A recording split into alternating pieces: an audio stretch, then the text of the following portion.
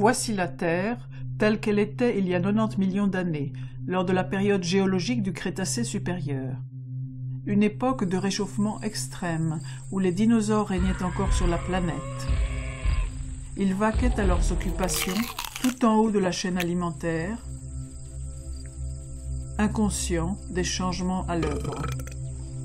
Les continents s'éloignaient les uns des autres, ouvrant d'énormes fissures qui se remplirent pour former des océans.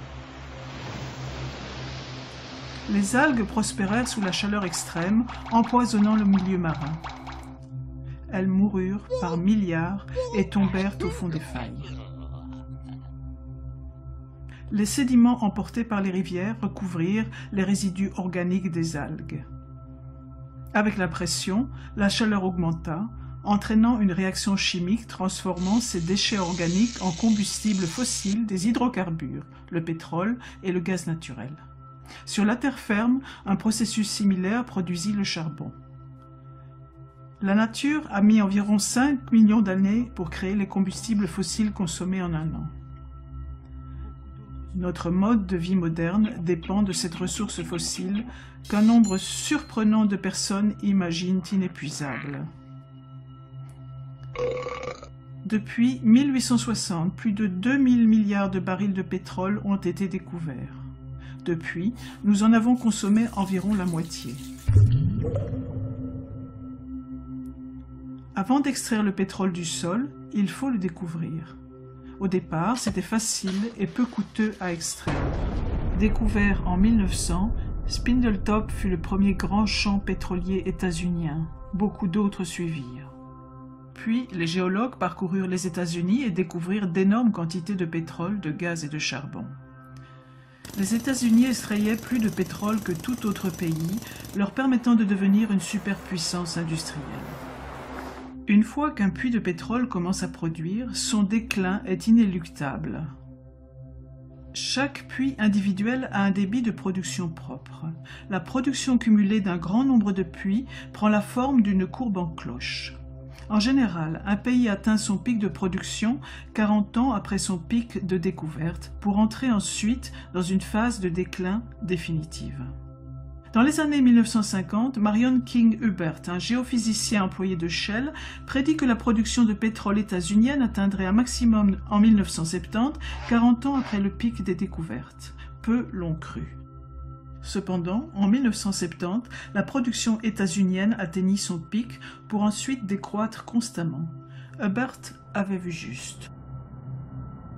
À partir de ce moment, les États-Unis ont été de plus en plus dépendants de l'importation de pétrole. Cela les a rendus vulnérables aux ruptures d'approvisionnement et a contribué aux crises économiques résultant des chocs pétroliers de 1973 et de 1979.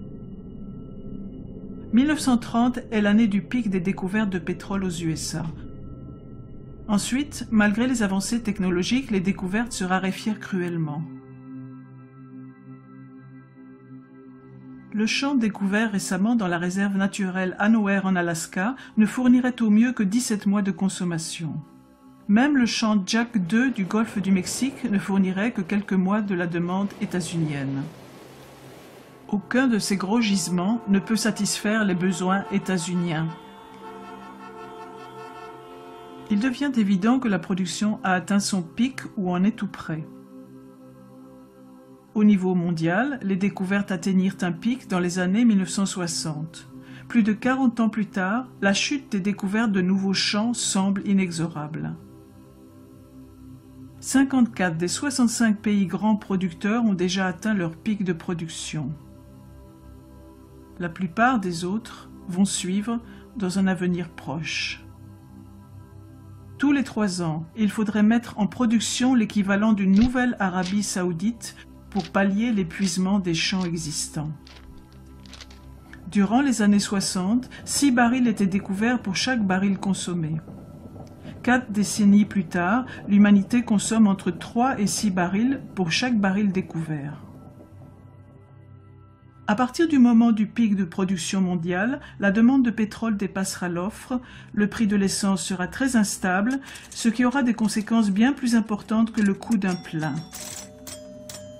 Les villes modernes sont dépendantes du carbone fossile. Même les routes sont faites d'asphalte, un produit pétrolier, comme le toit de beaucoup de maisons. De vastes espaces seraient inhabitables sans chauffage durant l'hiver ou sans climatisation en été. L'étalement urbain nécessite la voiture pour se rendre au travail, à l'école ou au magasin. Les villes sont divisées en zones résidentielles et commerciales éloignées les unes des autres, forçant les habitants à se déplacer en voiture. La banlieue et de nombreux habitats ont été conçus sur base du pétrole et de l'énergie abondante. Les produits chimiques issus du pétrole ou composés pétrochimiques sont la base d'un nombre incalculable de produits. L'agriculture moderne est très dépendante des combustibles fossiles, tout comme les hôpitaux, l'aviation, les systèmes de distribution d'eau et l'armée états-unienne qui, à elle seule, utilise environ 140 millions de barils par an. Sans pétrole, il n'y aurait ni plastique ni polymère, indispensables pour fabriquer les ordinateurs, les appareils électroniques de divertissement et les vêtements. L'économie mondiale actuelle repose sur une croissance infinie exigeant toujours plus d'énergie à bas prix. Nous sommes si dépendants des combustibles fossiles que même une petite interruption dans l'approvisionnement peut avoir de grandes conséquences sur notre vie.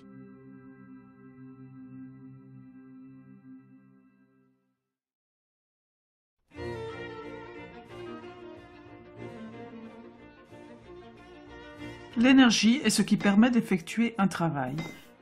L'États-Unien moyen dispose de l'équivalent énergétique de 150 esclaves travaillant 24 heures sur 24. Les matières qui contiennent cette énergie sont appelées carburants. Certains carburants contiennent plus d'énergie que d'autres, une propriété appelée la densité d'énergie. Parmi ces carburants, le pétrole est crucial. Le monde consomme 30 milliards de barils par an, soit 4 km3 de pétrole dont le contenu énergétique correspond à ce que généreraient 150 réacteurs nucléaires d'1 gigawatt électrique fonctionnant pendant 50 ans. Le pétrole ne génère que 1,6% de l'électricité états-unienne, mais il fournit 96% de l'énergie de tout le transport. En 2008, les 2/3 du pétrole états-unien étaient importés, principalement du Canada, du Mexique, d'Arabie saoudite, du Venezuela, du Nigeria, d'Irak et d'Angola. Le pétrole a des propriétés uniques. Il a une forte densité d'énergie. Un baril de pétrole contient l'équivalent énergétique d'environ 3 années d'un travail manuel. Il est liquide à température ambiante, facile à transporter et utilisable dans de petits moteurs. Pour obtenir de l'énergie, il faut en dépenser. Le truc, c'est d'en utiliser le moins possible pour en trouver et l'extraire. C'est le taux de retour énergétique ou REEI, ratio d'énergie produite sur l'énergie investie. Le pétrole conventionnel est un bon exemple. Le pétrole de bonne qualité et facile à extraire a été pompé en premier. Les pétroliers utilisaient l'équivalent énergétique d'un baril de pétrole pour en trouver et en extraire 100. Le REEI était de 100. Après avoir pompé le pétrole facile d'accès, on a commencé à prospecter en haute mer et dans des pays lointains, ce qui requiert une dépense d'énergie plus importante. Souvent, le brut découvert aujourd'hui est lourd et sulfureux et est coûteux à raffiner. Aujourd'hui, le REEI du brut n'est que de 10. Utiliser une quantité donnée d'énergie pour obtenir un combustible qui en compte moins est sans intérêt. On peut convertir une source d'énergie en une autre. En procédant ainsi, on perd une part de l'énergie contenue dans le combustible initial. par exemple, les pétroles non conventionnels, les sables bitumineux et le pétrole de schiste. On trouve principalement les sables bitumineux au Canada. Les 2/3 des schistes du monde sont aux USA. Ces deux carburants peuvent être transformés en pétrole de synthèse. Toutefois, ce procédé requiert beaucoup de chaleur et d'eau douce, réduisant leur REI, qui varie de 5 à aussi peu que 1,5. Le pétrole de schiste est un carburant très pauvre qui, à poids égal, contient environ 1/3 de l'énergie des céréales d'un petit déjeuner. Le charbon est abondant et génère presque la moitié de l'électricité de la planète. Nous brûlons 8 km3 de charbon par an.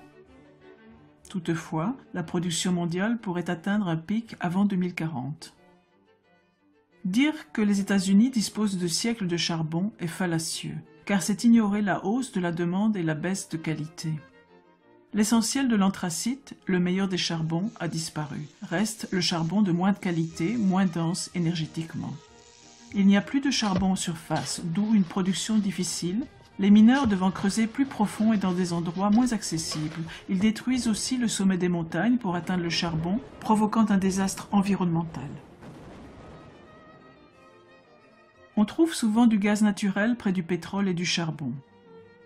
Les découvertes de gaz états-uniens ont atteint un pic dans les années 50 et le pic de production a eu lieu au début des années 70.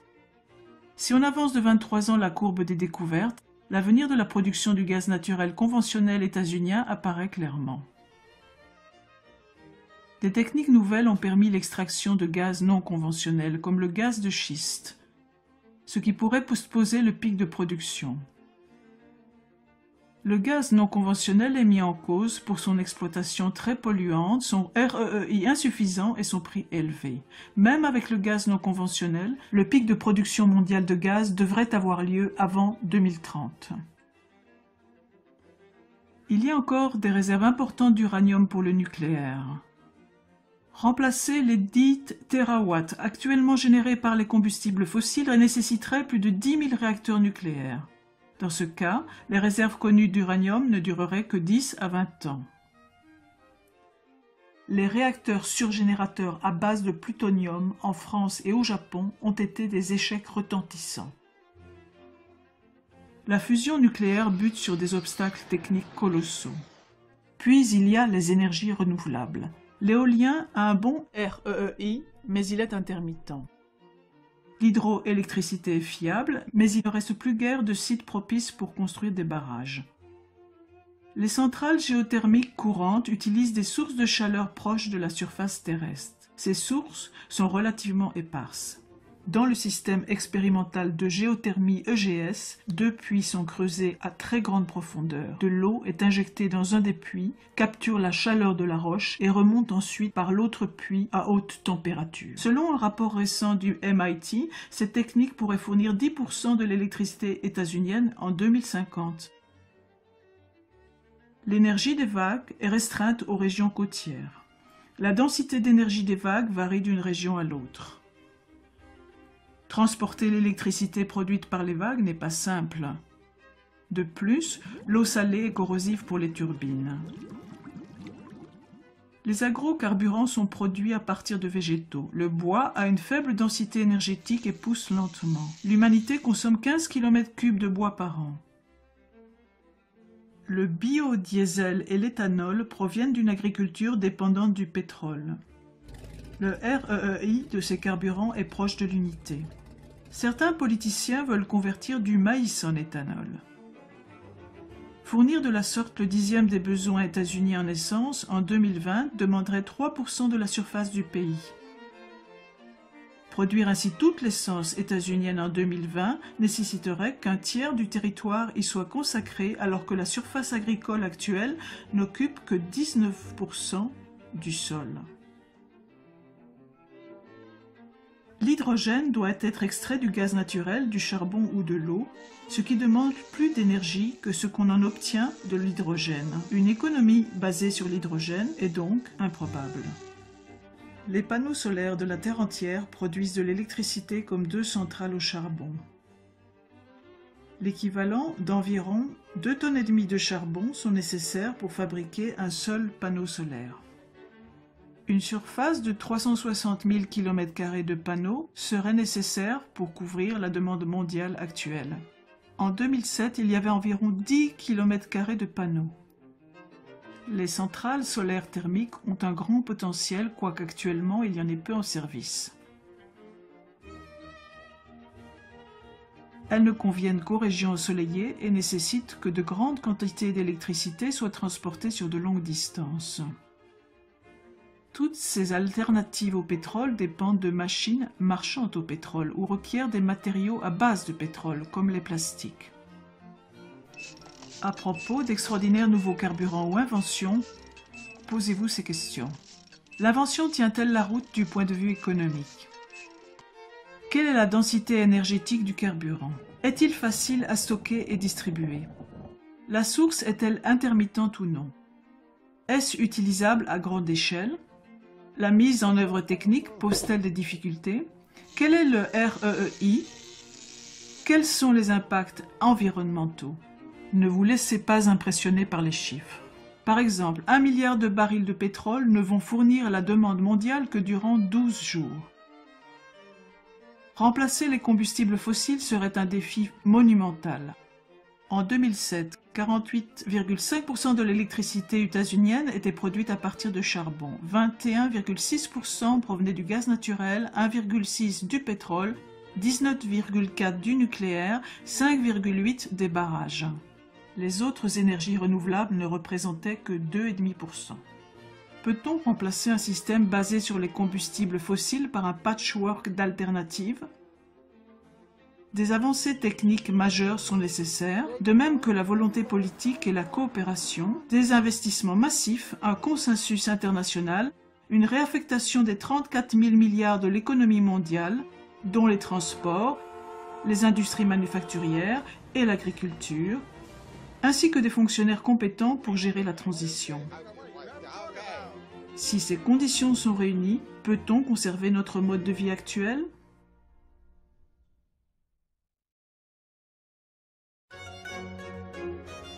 Ces bactéries vivent dans une bouteille. Leur population double toutes les minutes. À 11 heures, il y a une bactérie. À midi, la bouteille est pleine. Elle est à moitié pleine à 11h59, laissant juste l'espace nécessaire pour un doublement de plus. Les bactéries, sentant le danger, cherchent de nouvelles bouteilles et en trouvent 3. Elles pensent avoir réglé leur problème. À midi, la première bouteille est pleine. À midi 1, la seconde bouteille est pleine. À midi 2, toutes les bouteilles sont pleines. C'est le problème devant lequel nous sommes, dû au doublement répété résultant de la croissance exponentielle. L'utilisation du charbon et du pétrole comme carburant a entraîné l'humanité dans une croissance sans précédent. Même un taux de croissance faible finit par entraîner une forte augmentation. À un taux de croissance de 1%, une économie double en 70 ans. À un taux de 2%, elle double en 35 ans. À un taux de 10%, une économie double en seulement 7 ans. Si une économie croît au taux de 3%, elle double tous les 23 ans. À chaque doublement, la demande en énergie et en ressources dépasse le cumul de tous les doublements précédents. Le système financier est construit sur l'hypothèse de la croissance, ce qui requiert toujours plus d'énergie pour la soutenir. Les banques prêtent l'argent qu'elles n'ont pas et ce faisant, elles le créent. Les emprunteurs utilisent cet argent d'endettement nouvellement créé pour faire croître leurs entreprises et rembourser la dette avec un intérêt, ce qui requiert encore plus de croissance. En raison de ce mode de création de monnaie, l'essentiel de l'argent en circulation correspond à une dette avec des intérêts à la clé. Sans l'apport continuel de nouvelles générations d'emprunteurs pour produire de la croissance et donc payer ses dettes, l'économie mondiale s'effondrerait. Comme une chaîne de Ponzi, le système doit croître ou mourir. En partie à cause de ce principe de la dette, les effets de la croissance économique ont été spectaculaires sur le PIB, les barrages sur les cours d'eau, la consommation d'engrais, la population urbaine, la consommation de papier, le nombre de véhicules motorisés, les communications et le tourisme. La population mondiale a atteint les 7 milliards et devrait dépasser les 9 milliards en 2050. Sur une planète plane et infinie, ce ne serait pas un problème. Cependant, la Terre étant ronde et finie, nous devrons faire face aux limites de la croissance. La croissance a entraîné une surconcentration en oxyde nitreux et en méthane dans l'atmosphère, la destruction de la couche d'ozone, l'augmentation du nombre des fortes inondations, la destruction des écosystèmes marins, y compris par l'excès d'azote présent dans les eaux de ruissellement, la déforestation, une augmentation de la surface terrestre occupée par l'humanité et l'extinction de nombreuses espèces. Mettons un unique grain de riz sur la première case d'un échiquier. Doublons ce nombre et plaçons 2 grains sur la seconde case. Doublons encore et mettons 4 sur la troisième. Doublons à nouveau et mettons 8 sur la quatrième. Continuant ainsi de déposer sur chaque case le double de grains de la case précédente, le nombre de grains à mettre sur la dernière case est astronomique. 9 trillions, 223 billiards, 372 billions, 36 milliards, 854 millions, 776 000 grains de riz. Plus de grains que l'espèce humaine en a produit au cours des 10 000 dernières années. Les économies modernes, comme les grains de riz sur l'échiquier, doublent toutes les quelques décennies. Sur quelle case de l'échiquier sommes-nous ? En plus de l'énergie, notre civilisation exige de nombreuses ressources essentielles. De l'eau douce, de l'humus, de la nourriture, des forêts et de nombreux minéraux et métaux. La croissance est limitée par la ressource essentielle la moins disponible. Un tonneau est un assemblage de douelles et comme l'eau remplissant un tonneau, la croissance ne peut dépasser la douelle la plus courte, c'est-à-dire la ressource essentielle la plus limitée. L'espèce humaine accapare actuellement 40% de la production de la photosynthèse terrestre. Même si nous pouvions en utiliser 80%, il nous serait impossible d'en utiliser 160%.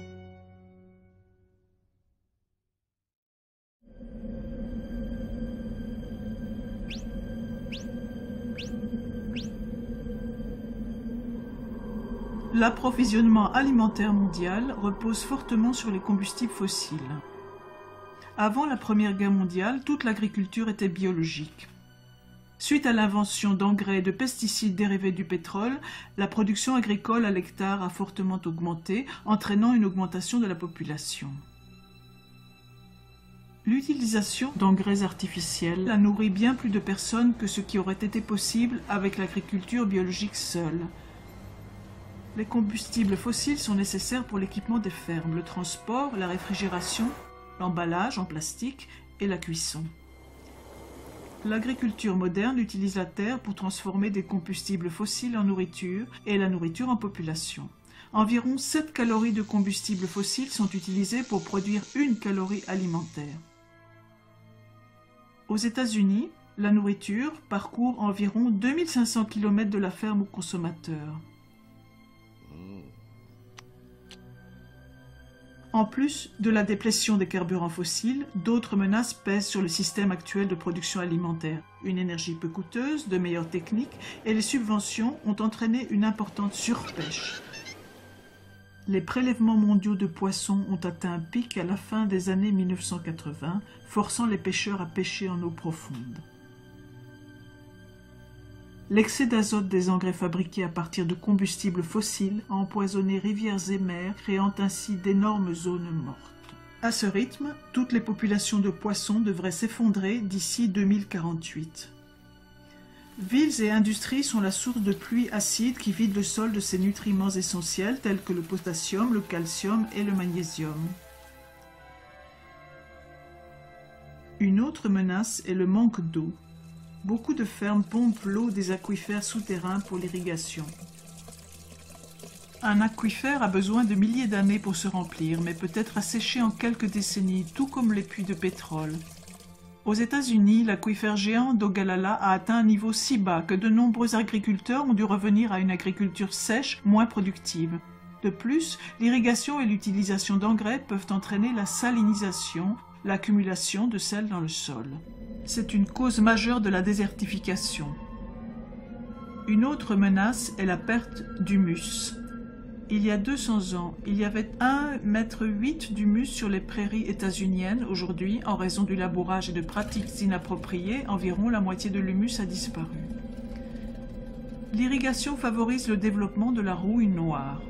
Ce champignon pourrait détruire 80% des récoltes de céréales du monde. Selon Norman Borlaug, le père de la Révolution verte, la rouille noire a un immense potentiel de destruction sociale. L'utilisation d'agrocarburants signifie que moins de terres seront disponibles pour l'agriculture nourricière. Toute surface a une capacité de charge limitée. C'est le nombre d'animaux et d'êtres humains qui peuvent y vivre indéfiniment. Si une espèce dépasse la capacité de charge de cette surface, son nombre d'individus diminuera jusqu'à revenir sous les limites naturelles. L'espèce humaine a écarté cet obstacle en exploitant de nouvelles terres et en augmentant la production à l'hectare, principalement grâce au pétrole. Poursuivre la croissance nécessite plus de ressources que ce que la Terre peut fournir, mais aucune nouvelle planète n'est disponible. En plus de tous ces défis, d'ici 2050, la production alimentaire doit doubler pour nourrir une population mondiale croissante. 1 milliard de personnes sont déjà sous-alimentées. À l'avenir, avec une production de pétrole et de gaz naturel en déclin, nourrir 9 milliards de personnes sera une gageure.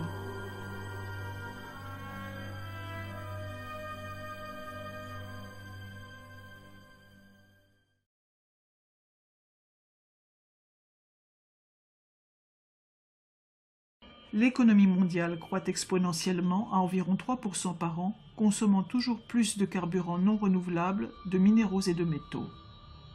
Même chose pour les ressources renouvelables comme l'eau, la forêt, le sol et le poisson, consommées plus vite qu'elles ne se renouvellent. Même à un taux de croissance de 1%, l'économie aura doublé dans 70 ans. D'autres facteurs aggravent le problème. La mondialisation permet aux gens d'acheter des biens et de la nourriture produits à l'autre bout du monde. Les lignes d'approvisionnement sont longues, mettant la pression sur une ressource pétrolière limitée. Nous dépendons de pays lointains pour nos produits de première nécessité. Les villes modernes sont dépendantes des carburants fossiles. L'essentiel du système bancaire repose sur la dette, entraînant les gens dans une spirale de prêts et remboursements, engendrant la croissance. Que faire face à tous ces problèmes? Beaucoup croient que la crise peut être évitée par les économies d'énergie, la technique, la croissance intelligente, le recyclage, les voitures électriques ou hybrides, la substitution ou le vote. L'économie d'énergie vous fera économiser de l'argent, mais elle ne suffira pas à sauver la planète. Si certains abaissent leur consommation de pétrole, la diminution de la demande réduira les prix, permettant aux autres de l'acheter à moindre coût. De la même façon, un moteur plus efficace utilisant moins d'énergie va paradoxalement entraîner une hausse de l'utilisation d'énergie. Au XIXe siècle, l'économiste anglais William Stanley Jevons observa que de meilleures machines à vapeur ont fait du charbon une source d'énergie plus intéressante, entraînant une hausse du nombre de ces machines et donc de la consommation de charbon. La croissance de l'utilisation consomme toute énergie et ressources économisées.